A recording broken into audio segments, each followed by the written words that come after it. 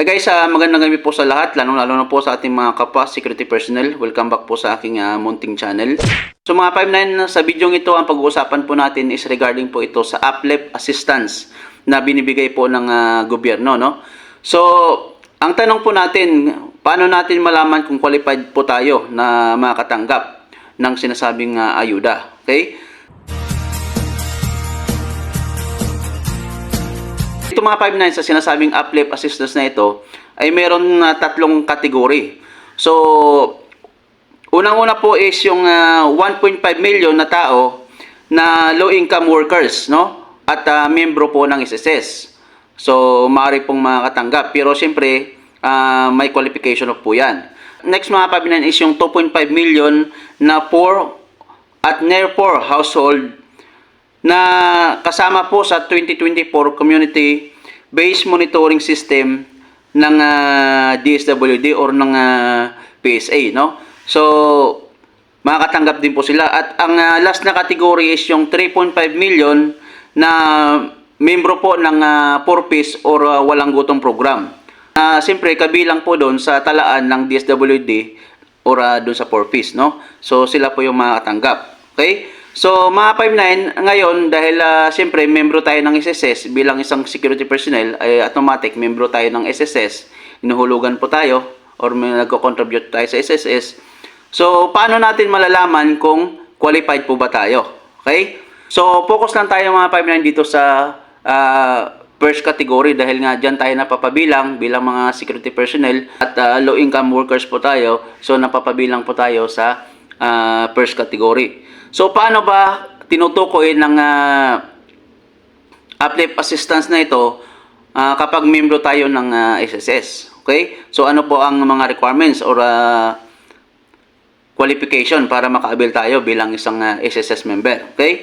Sinasabi po rito mga 5-9 na dapat ikaw po ay employed at kasama ka sa CMBS ng PSA or yung tinatawag nila na Community-Based Monitoring System ng PSA. So, yan po ang first requirements, kumbaga, no? So, pangalawang requirements is, dapat meron kang 20,000 below na SSS monthly salary credit, no? So, pag mas mataas dyan, so hindi ka na qualified. So, pangatlo is, dapat nakapaghulog ka ng contribution ng kahit isang beses mula noong 2025 at ngayong kasalukuyan. So, kahit halimbawa, 2025 ka, nahulog ka ng isang beses, tapos nawalan ka ng trabaho, so hindi ka na nakapaghulog, pero employed pa rin, nakalagay doon sa status ng SSS mo, so qualified ka, kahit isang beses ka lang nakapaghulog, no? So, pang-apat is dapat meron ka pong enrolled disbursement account sa SSS na hindi po lalagpas noong April 30, 2026. So, halimbawa, bago mag-April 30, 2026, so dapat meron ka ng disbursement account na naka-enroll sa SSS. So, ano po ba itong disbursement account na sinasabi po dito? So, ito yung ATM na ginagamit natin para makuha yung loan natin or yung mga benepisyo natin na makukuha sa SSS na doon hinuhulog. So, yun po yung disbursement account natin. So, dapat naka-enroll po yan sa inyong SSS account. Okay?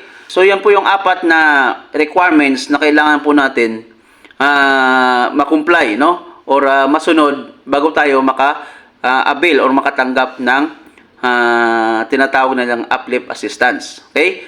So, paano po natin malalaman mga 5-9 bilang isang SSS member, no? So, punta po tayo mga 5-9 dyan sa ating account. Open po natin yung account natin dyan sa SSS, no? Mag-login lang tayo dyan sa SSS portal. Then, input po natin yung account natin dyan. Then, pagdating po dyan mga 5-9, so hanapin mo lang dyan yung bell icon. Diyan, no? Diyan po ninyo malalaman ang notification kung tayo ay qualified diyan sa SSS Uplift Assistance. No? So, yan. Pag pinindot nyo po yan, lalabas po yan yung notification dyan. And then, of course, mga 5-9 ay mag-i-email po sa inyo ang SSS doon sa inyong email account na naka-enroll dyan sa SSS account ninyo kung kayo po ay qualified sa ating tinatawag na uplift assistance, no? Sa mga nabanggit ko mga 5-9, kapag wala ka dun sa isa na yon, lalo-lalo na yung disbursement account, so hindi mo rin marireceive, matatanggap or matatanggap ng yung ayuda or uplift assistance dahil nga wala silang huhulugan or wala silang papadalhan na account mo. So, paano mo marireceive yung assistance mo or yung ayuda, no? So, take note mga 5-9, hindi mo po kailangan pumunta ng SSS para mag-apply. Hindi na po kailangan mag-apply dahil yun nga sinasabi natin ay nakabase po yan sa CMBS or sa Community-Based Monitoring System ng PSA. So, kaya hindi na po natin kailangan mag-apply pa. So, ang gawin na po natin ay mag-antay lang po tayo ng email or ng notification galing sa SSS na tayo po ay qualified. Okay? So, pag qualified po tayo, so makakatanggap po tayo ng 2,000 monthly from July to December. Okay? So, good luck po sa ating mga 5-9 sa mga katanggap. So, sa hindi naman, so, sorry na lang, di ba? So, yun lamang mga 5-9. Sana po nakatulong sa inyo ang video ito. At sana po ay huwag niyo pong kalimutan mag-like, share, comment, and of course, mag-subscribe po sa ating munting channel para updated pa po kayo sa mga video na susunod pa nating upload. Okay? So, yun lamang mga 5-9. Maraming salamat po. God bless us all.